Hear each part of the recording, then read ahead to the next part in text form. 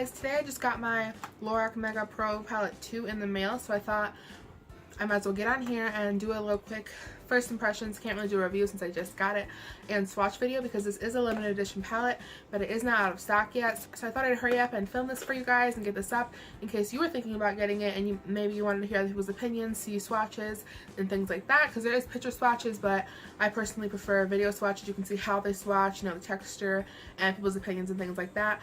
First, I'll be doing the swatches on my arm, telling you what I think about them and the texture-wise and everything like that. And then just to get a real good first impressions, I figured I'll do a quick eye look just to see how the shadows apply, how they blend. I'm sure they'll be fabulous. I do own last year's Mega Pro palette, the first one, as well as the original LORAC Pro and the LORAC Pro 2, the small ones, and like I said, the first Mega Pro palette, so obviously I had to grab this baby up. The LORAC's Pro eyeshadows are some of my favorite shadows, hands down. I love the formula and how they apply, and they're just super pigmented and they're just amazing. But let's see if this baby compares. Let's just jump right into it so this video doesn't get too lengthy or anything like that. This is the packaging it comes in. I hope it's not glaring. It is a shiny box, if you guys can see. This palette is sold exclusively at Ulta, so online and in stores. It says it's a $205 value, which I guess is true maybe if they're sold, like if they were sold singly. But these palettes are basically two of the small Pro palettes, which have one row of mattes, one row of shimmer. These have 2 rows of mattes, 2 rows of shimmer, so it's basically 2 of these put together. And these retail for $42, so in my mind this would equal $84 since it's 2 of these, but I guess they calculate it as singular. But either way, $59 versus $84, great deal. The back of the box here, it just says Mega Pro 2 palette, shimmer and matte eyeshadow palette. It gives a little bit of information about the palette, and right here it lists all the rows and the names of shadow in order. And down here also, this is pretty cool, it gives you some eye look ideas. Let's open this up. It just comes in the box like that. And here's the actual palette. I love this packaging. It is the same material as the LORAC Pro 2 and the last Mega palette, as well as the original LORAC Pro. Let's open this baby up. Oh, I don't want to blind you guys, but on the mirror, it says, it comes with this little mirror protector. I don't want to blind you guys, but, and yeah. And this does flip all the way back, so I'm just gonna hold it like this. Which I do love that about these palettes, is that they do bend back like this. It's not breaking or anything, that's just how it goes. I have not swatched these shadows yet at all. I have opened this and looked at it, obviously, because I couldn't help myself, but I haven't swatched them or anything like that. So here's a little overview of the palette.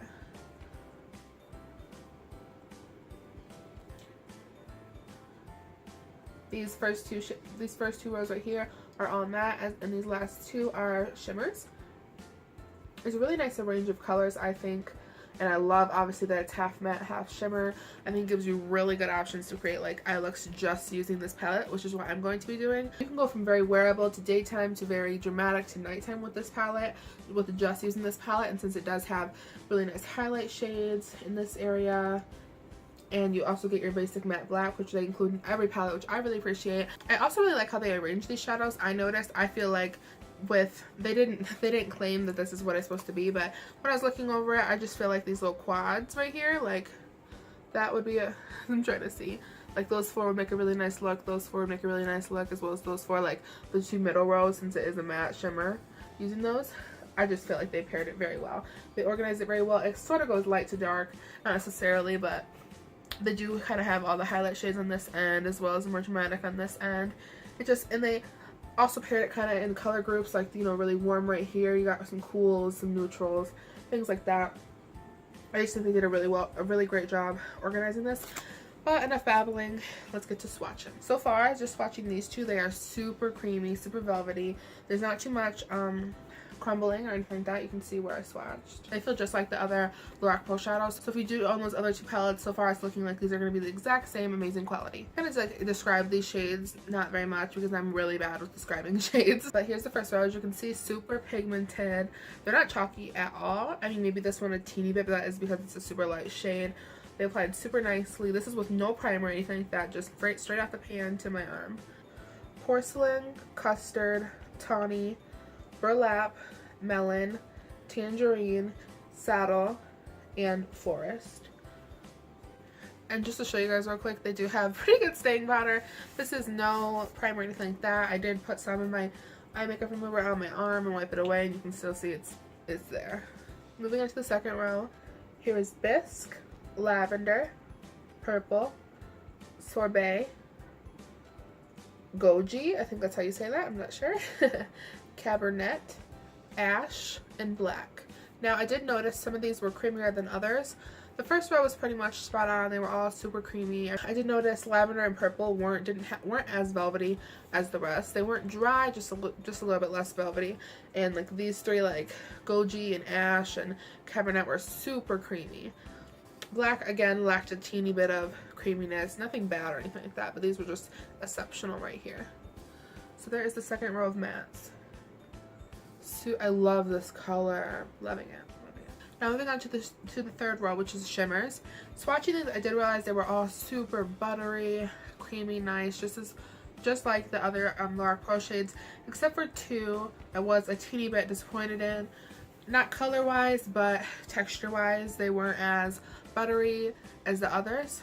Here is Sugar, Chiffon, Proesco, Soft Plum, Cinnamon, Sandstone, Gunmetal, and Blue Quartz. Now swatching these, I did think Soft Plum lacked a little bit of butteriness as well as Blue Quartz. I was a little bit disappointed in Blue Quartz.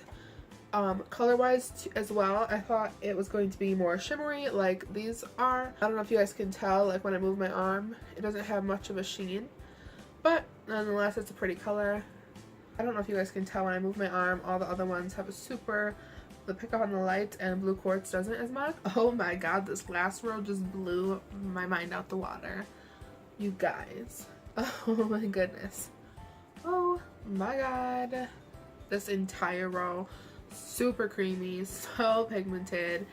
The other ones were too, except for the Soft Plum and the Blue Quartz. The Black Ivy here on the end was a teeny bit less buttery than the rest, but oh my gosh, beautiful. Oh my goodness. Okay, let me stop rambling and tell you guys the shades. Here we have Moonlight, Seashell, Peony, DK Sienna, Penny, Olivine, or Olivine, I'm not sure how to say that, Gold Leaf, and Black Ivy.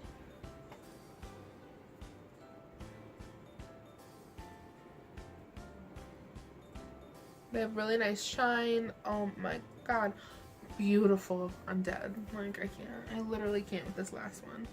These colors are just, I'm living. Alright, now there's all the swatches. Now let's give a little overview. You can see now it looks all used because I'm not a very neat swatcher. Here it is again. I'm going to give each row a grade. As silly as that sounds. Okay, for this first row, I'm going to give this an A. I loved it. It was very consistent texture-wise. Pigment-wise, wonderful. The second row, I'm going to give a B+. A-, B+. It was really nice colors, everything like that. Just there was a little bit of texture inconsistency. Nothing bad, like even the ones that didn't have the amazing texture still had a really good texture. You know what I mean? Just not as wonderful as the other ones. Third row, I'm going to give A-. Just that Blue Quartz kind of disappointed me. I was super excited for that one. I really wanted it to be a super metallic one, but I'm sure wettened and with a primer it'd be bomb. It's still bomb. Just not as much as the other ones, so A-, I guess. But super amazing. This last row, A+, A+.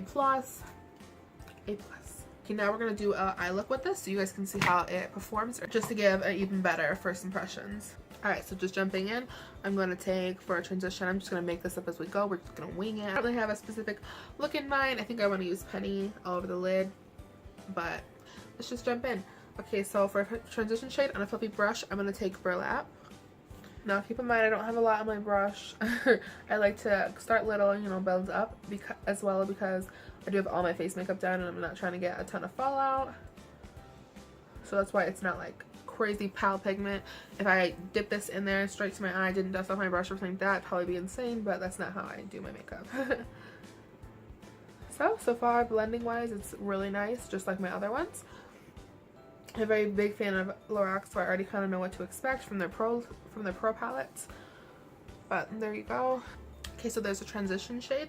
Now, as far as This is not a problem for me. I know this is going to happen because of how creamy, buttery, and pigmented these shadows are.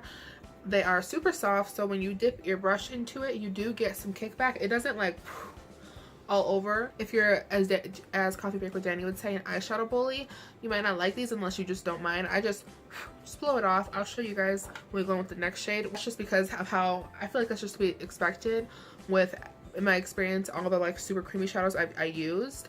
That happens, and it doesn't bother me at all because I'd rather have that than some shitty shadows. But just something to keep in mind if that's not your thing, or if you find you hate that and you don't want to deal with it, then this palette is probably not for you. Alright, going in with a little bit of tangerine on a brush like this, just a fluffy little crease brush, tapered blending brush. I put my brush in here. Okay, you see, because the brush is in that tangerine color, you see how it has that little bit of shadows, that a little bit of shadow that's loose, but just blow it away, it's fine. Alright, with that little bit of tangerine on my brush, very lightly, I dusted it off. I'm going to pop that into the crease. I want this to be a really warm look, so I am taking that tangerine color.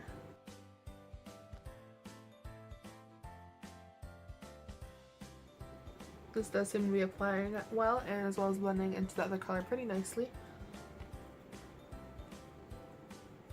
Now on the same big fluffy brush, I'm going to take a little bit more of Burlap, the first color we took, just to build up the intensity a tiny bit. Figured doing a real look instead of just swatches would really help me get a better opinion, and as well show you guys how these shadows actually perform. Okay, on a brush like this, a more thinner blending brush, I'm going to go into Saddle, this color right here, and take this lower in the crease just to really deepen it out.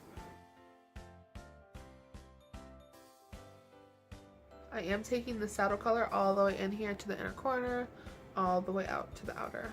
Just blending it up. So on a little flat brush like this, I'm going to be taking Custard. Oh, it's super pigmented. You guys see that? So nice. Oh my goodness. This is with me tapping off my brush. Okay, with Fluffy brush, I'm going to blend that together with my transition and crease colors. Okay, yeah, so I'm thinking I'm going to take Penny. Now usually I would wet my brush with this, but for the sake of the video and the first impressions, I'm going to use it dry. I'm going to use my finger though, because that's just how I do it, so for my opinion I need to do it how I normally do it. Just gives you such a more intense color. Oh, it's so pretty. I love this color. I don't think I have a color like this. It's like a bronzy goldy kind of color, but with like an olive undertone, if that makes sense. I really suck at describing colors, but this is like a really, even though it's a neutral, it's a very unique neutral, I feel. Taking that more flat blending brush, I'm going to just blend this in with my crease. I do want to wet it just so I can get a super metallic look. That's just how I feel today, but I did use it dry so that we could see how it performed. It looks so nice, so pretty. Okay, so just for the sake of testing stuff out, and because I normally wet my shimmer shades when I'm putting them on the lid, I just do it because I like it as intense as possible. I'm going to take some eye drops on the flat brush and dip back into Penny. I'm just going to pop that on my lid as well. Okay, so this one is, I applied it dry, and then I went in with the wet brush and applied it over, and this is the one I just applied dry. So I don't know if you guys can see a difference. There's not much of a difference, just this one is a little bit more metallic, a little bit more pow, but not by much, which is wonderful because that means this one applies that well dry, that wetting it doesn't make a huge difference because it already is really nice dry.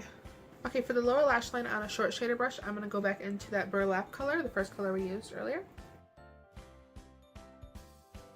Then I'm going to go in with the same brush on some Tangerine.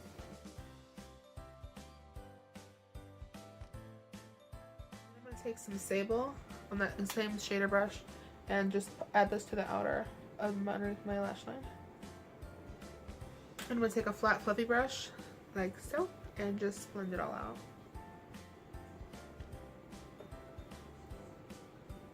Alright, for the inner corner on this little teeny tiny like e.l.f. concealer brush, I'm going to take, I want to do a matte inner corner highlight, so I'm going to take that same Custard shade I popped on my brow bone and pop that on the inner corner. god, I'm like living and dying for that custard shade. Do you guys see how like bright that is? And it's matte, like it's matte, and it's like adding so much brightness to my inner corners without any shimmer. Okay, I went ahead and put some falsies on. I used the cheap $1 e.l.f. eyelashes, the natural lashes. So I'm gonna go ahead and coat my natural lashes and a little bit of the falsies and blend my natural lashes into the falsies using the Maybelline Mega Plush Volume Express. I'm gonna coat my lower lashes with this as well. Okay, so here's the finished eye look. I really like how it came out. Super warm, super fall. I just love it. This penny color on my lid, giving it to me. This freaking custard in my inner corner, living the tangerine. I'm feeling super vampy today. I don't have a super dark lip liner, but I'm gonna take a super dark lipstick. I'm gonna go in with Milani Mauve Star and line my lips real quick. Okay, I know I look crazy. This lip liner doesn't really match the lipstick, but I do that just so I have a kind of an outline of where I need to go, because this is like super dark. I'm not trying to mess it up and stain my face. I'm going in with Wet n Wild Vamp It Up. This is like literally, it's a really dark purple. It's almost black, but that's how I'm feeling today.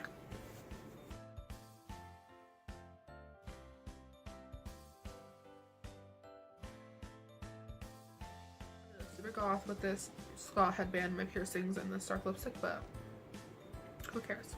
Alright guys, so that completes this look, this first impressions, this swatch video.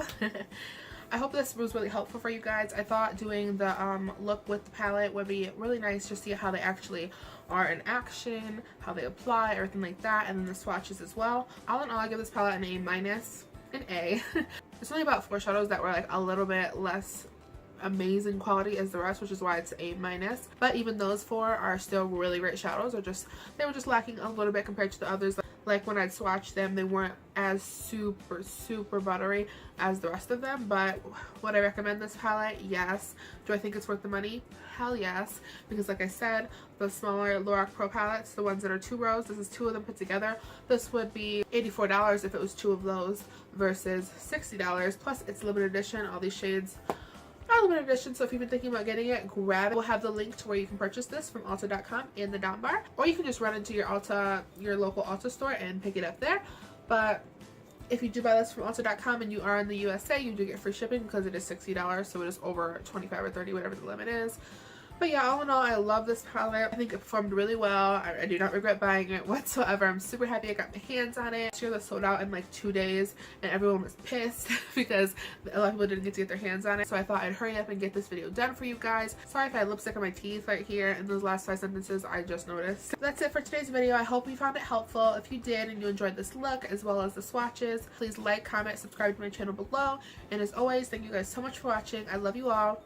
Bye.